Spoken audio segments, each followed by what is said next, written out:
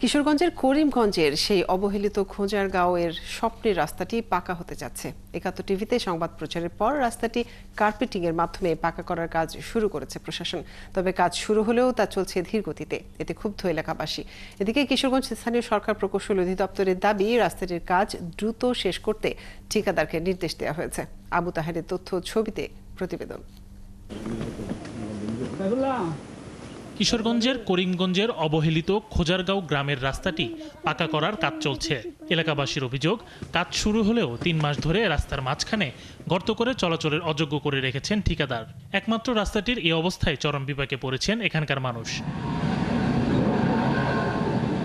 এলাকাবাসী জানান, রাস্তাটি পাকা হলে বড় হাওরের শত শত কৃষক তাদের উৎপাদিত বড় ফসল সহজে পরিবহন করতে পারবে। গ্রামের শিশুরাও সহজেই স্কুলে গিয়ে লেখাপড়া করার সুযোগ পাবে।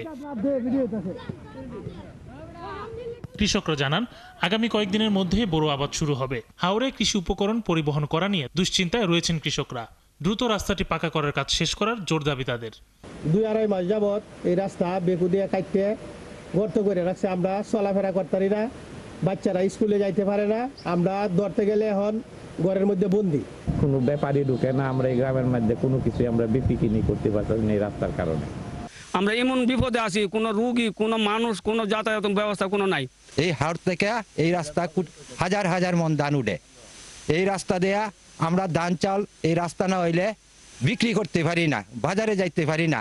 স্থানীয় ইউপি চেয়ারম্যান রাস্তাটির কাজ বন্ধ থাকায় ক্ষোভ প্রকাশ করে জানান, রাস্তাটি দ্রুত পাকা না করলে কৃষকরা এই বড় মৌসুমে তাদের কৃষি উপকরণ হাওরে নিতে সমস্যায় পড়বেন। কিছুদিন পরে আপনার ওই ধান রোপণের সময় আসছে, তখন ওই রাস্তাটা যদি পরিপূর্ণতা না পায় তাহলে মানুষজন এখানে যাইতে খুব কষ্ট ভোগ করবে। তাই আমি আশা করি অতি দ্রুত যেন রাস্তার কাজটা বাস্তবায়ন হয়। কিশোরগঞ্জ স্থানীয় সরকার প্রকৌশল অধিদপ্তরের নির্বাহী প্রকৌশলী জানান, অতি প্রয়োজনীয় রাস্তাটির কাজ শেষ করতে ঠিকাদারকে নির্দেশ দেওয়া হয়েছে।